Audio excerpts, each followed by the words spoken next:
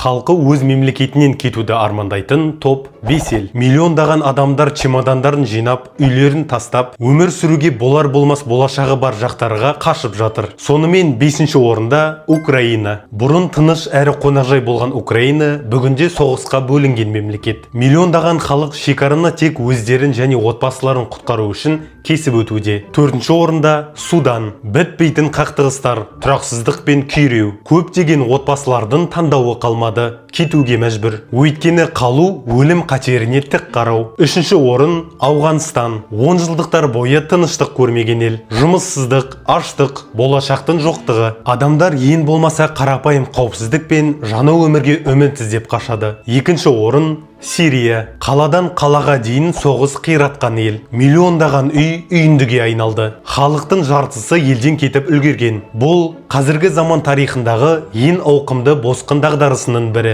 Айтпақшы, мен есімім Нұрмұхан. Әлемнің қызықты деректерін білу үшін маған жазылуды ұмытпаңыз. Ал 1-ші орында бір кездері мұнайға бай, өркендеген, ал бүгінде экономикасы күйреп, дағдарыстың символына айналған мемлекет. Дүкен сөрелері бос, ақша құнсызданған, болашаққа үміт қалмаған. 7 миллионнан астам адам елден қашып кеткен. Бұл Венесуэла мемлекеті.